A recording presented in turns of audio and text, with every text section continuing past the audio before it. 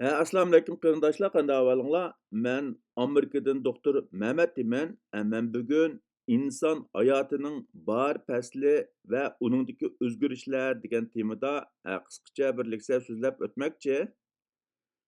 Hammamizga ma'lum bo'lgandek, bir yilning 4 fasl ichida bahor va kuz fasli tabiatda eng ko'p, eng cho'ng o'zgarish bo'ladigan fasl bo'lib, insonlarning hayotida eng cho'ng o'zgarish bo'ladigan mezgil o'smirlik mezgili. Bo'libmi 8 yoshdan 18 yosh orasidagi balog'atga yetish mezgili va yoshinishga yuzlangan 50-60 yosh mezgildir. Agar biz 8 yoshdan 18 yosh mezgilini bahorga o'xshatsak, insonlarning 50-60 yosh mezgilini kuzga o'xshatalaymiz. Xuddi bahor faslida qishda qurib yoki qorga ko'milib ketgan o'simliklar qayta bixlanganga, qish uyqusiga kirgan hayvonlarning qayta uyg'ong'iniga o'xshash, insonlarning o'smirlik mezgilida badandagi har xil hormonlar tez ajrilib, jinsiy jihatda bara-bara balog'atga yetish bo'ladi. Kuz faslida bo'lsa, xuddi yo'pirmoqlarning rangi o'zgarib, qurib, yerga tushkuniga boshlaganga o'xshash, insonlarda ikkinchi qitim cho'ng o'zgarishlar yuz berishga boshlaydi. Bugun men inson hayotining bahor faslida qandoq o'zgarishlarning bo'ladiganligi, ularning bolalarning ro'y kayfiyatiga qandoq ta'sir ko'rsatadiganligi va ota-onalarning nimalarga diqqat qilishi to'g'risida tibbiy va psixika nuqtasidan chiqish qilib, o'z ko'z qarashlarimni o'tirib qo'yib o'taman. Tövəndə diqqətinizlər bu leksiyanın təfsilatında bolsun. Balalarning o'sib yetilish mezgili yoki balog'at ketish mezgilini tövəndikidək 3 mezgilga ayırıb tushundirish mumkin. Uning birinchisi baldur yetilish mezgili. Bu 8 yoshdan 11 yosh orasidagi mezgil bo'lib, bu mezgilda badandagi hormonlarda o'zgarish yuz berishga boshlaydi. Qisman qizlarda hayz keladi. Bu mezgilda badan tez suratda o'sishga boshlaydi. Fizikalik o'sib yetilishning dastlabki alomatlari ko'rildi. O'g'illarda urug'dan yo'g'inaydi. Ovoz o'zgarishga boshlaydi. Qizlarda ko'ksi yo'g'inishga boshlaydi. İkinci mezgil normal yetilish mezgili. Bu 11 yoshdan 14 yosh orasidagi mezgil bo'lib, bu mezgilda ko'pincha bolalarning egizligi va badan ig'irligi tez suratda ish bordi. Ovozi o'zgaraydi. His tuyg'ularida tez o'zgarishlar bo'ladi. Fizikalik jihatda ko'zga ko'rinarli darajada o'zgarishlar bo'ladi. Mutlaq ko'p sondagi qizlarda hayz keladi, ko'ksi yo'g'inaydi. Badandagi tuklarda o'zgarish bo'ladi. O'g'illarning ovozi o'zgaraydi. Kekirdagi chiqishga boshlaydi. Uchinchi bosqich bo'lsa, kechikib yetilish mezgili bo'lib, bu 14 yoshdan 18 yosh orasidagi mezgil. Bu mezgilda badandagi hormonlar muqimlashib, qaytadan tangpungliq hosil qiladi. Tonish qobiliyati yetiladi. Fizikalik o'sib yetilish tamomlanadi. Bolalar asosan balog'atga yetadi. Endi agar biz yuqorqi 3 mezgildagi o'zgarishlarni turlarga ayirib xuloslasak, ya'ni ularni tövəndəki 4 tarafdan xuloslash mumkin. Uning birinchisi bolalardagi fizikalik o'zgarishlar bo'lib, ularning birinchisi balalarning bo'yi va ig'irligi tez o'sish. Ikkinchisi jinsiy aloyidliklar yetilish. Uchinchisi ovoz o'zgarish. To'rtinchisi badandagi hormonlar miqdorining o'zgarishi va yangi tangpungliq shakllantirishi. Beshinchisi badan tarkibidagi o'zgarishlar, ya'ni qizlarning dos so'ngiki ig'roq bo'lish va yangishga moslashishi. Oltinchisi ko'payish a'zolarining to'liq yetilishi, ya'ni o'g'illardagi urug'dan va qizlardagi balyotqu qatorliq jinsiy a'zolarninki to'liq yetilishi. Yettinchisi teridagi o'zgarishlar, ya'ni donixo'rak va soqol burutlarning chiqishi. Mana bular yuqorqi 3 bosqich, ya'ni bolalarning balog'atga yetish mezgilidagi badanda yuz bergan fizikalik o'zgarishlar. Ikkinchisi hissiy jihatdagi o'zgarishlar. Balalarning balog'atga yetish jarayonidagi hissiy o'zgarishlarni tövəndəki 7 tarafga yig'inchoqlash mumkin. Uning birinchisi balalarning kayfiyatida cho'ng o'zgarishlar bo'ladi. Ba'zi balalar johil bo'lib ketadi. Ikkinchisi balalarning o'zini tonishi ishib boradi. Uchinchisi balalar o'z kimligi to'g'risida o'ylashga boshlaydi va o'z kimligini shakllantiradi. To'rtinchisi balalarning tanqidga bo'lgan sezgirligi ishib boradi. Oson tanqid qabul qilolmaydigan bo'ladi. Beshinchisi balalarning romantik hissiyoti taraqqiy qilishga va muhabbatlashishga boshlaydi.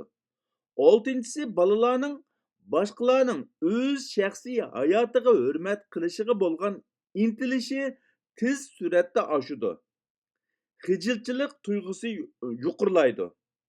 Yettinchisi balalar hissiyot jihatda ojiz bo'lib, har xil davolg'ushlarni boshdan kechirgandan keyin barbara chidamchanligini yetildirdi. Ya'ni chidamchan ba'zi ishlarni oldin o'ylaydigan bo'lishga qarab mangdi. Uchinchisi ijtimoiy jihatdagi o'zgarishlar. Balog'atga yetayotgan balalardagi ijtimoiy o'zgarishlarni tövəndəkidək 7 turga yig'inchoqlash mumkin. Birinchisi balalar o'zi bilan teng yoshdagilar bilan bo'lgan munosabatga texmi ahamiyat beradigan bo'ladi. Ikkinchisi ota-onasidan mustaqil bo'lish istagi kuchaydi. Ya'ni o'zining mustaqil ish qila oladiganligini isbotlashga tirishadigan bo'ladi. Uchinchisi yaqin do'stlik o'rnatishga intiladi. To'rtinchisi romantik munosabatga bo'lgan qiziqishi oshadi. Beshinchisi ijtimoiy jihatda boshqalar bilan selishtirib, ularga yetishish uchun tirishadi va bu jihatda besim his qiladi. Oltinchisi ijtimoiy mahoratni taraqqiy qildirdi. Yettinchisi millat va toplum kimligi jihatda izlanadi. To'rtinchisi tonish jihatdagi o'zgarishlar. Balog'atga yetayotgan balalarda yuz beradigan tonish jihatdagi o'zgarishlarni tövəndəkidək 7 turga yig'inchoqlash mumkin. Birinchisi abstrakt o'ylashni taraqqiy qildirdi. Ikkinchisi masala hal qilish iqtidorini yaxshilaydi. Uchinchisi as saqlash va bir taraf qilish sur'atini oshiradi. To'rtinchisi axloqiy o'ylashni taraqqiy qildirdi. Beshinchisi kelgusini planlash va nishon bekitishga boshlaydi. Oltinchisi tanqidiy o'ylash mahoratini yetildirdi. Yettinchisi xatarni faraz qilish jihatda texi taraqqiyot bosqichida bo'lib, oson tavakkul qiladigan bo'ladi. Mana bular balog'atga yetayotgan balalarda bo'ladigan tonish jihatdagi o'zgarishlar. İnsan hayatının bu bahar faslidagi o'zgarishlarning oila va maktabdagi o'rganish natijasi ijtimoiy munosabat ham shundoqla ro'yi sog'lomlikqa ilib keladigan ta'sirlari qandoq bo'ladi degan vaqtimizda bu davrdagi o'zgarishlar ko'p taraflamalik ta'sir yaratadigan bo'lib, ularni tuvandagidek bir nechta tarafga ayirib tushuntirish mumkin. Birinchisi, oila munosabatiga ko'rsatilgan ta'sirlar. Balog'at yetayotgan bolalarning mustaqillikqa bo'lgan intilishi kuchli bo'lib, bu ota-onalar bilan munosabatni murakkablashtiruvchi mumkin. Ular o'z ishlarini o'zi qaror qilishni xohlaydi. Ammo ko'pincha ota-onalar o'zlarining ota-onalik burchini yaxshi ado qilish uchun hamma ishda bolalarga qaror ilib berishga tirishadi. Shuning bilan bolalarning ota-onalar bilan bo'lgan munosabati ig'ir ta'sirga uchrashi, oradagi to'qnashuvlar ko'payishi va o'zaro fikr almashtirish kamayishi mumkin. Bu odatda normal o'sish jarayonida bo'ladigan ahvollar bo'lib, uni tushunish va sabrchanlik ko'rsatish orqali oiladagi yaxshi munosabatni saqlash tamoman mumkin. Ikkinchisi, o'rganishga bo'lgan ta'sirlari. Bolalardagi jismoniy va badandagi hormon miqdorining o'zgarishi bolalarning diqqatni markazlashtirish qobiliyatiga ta'sir ko'rsatadi. U ba'zi bolalarning o'rganish qiziqishiga va akademik natijasiga salbiy ta'sir ko'rsatishi mumkin. Uxlash ritmining o'zgarishi, ya'ni uyqu qalayonqanchiligi yoki uxlaydigan vaqtida uxlamaslik, kechikib uxlash, kecha tunab chiqish degandeklar maktabdagi o'rganish unimiga yomon ta'sir ko'rsatishi mumkin. Ammo bu davrda bolalarning abstrakt o'ylash qobiliyati taraqqiy qiladigan bo'lg'achqa, bu bolalarni yangi o'rganish fursatiga ega qilishi yoki yangi o'rganish fursatiga yo'l ochishi mumkin.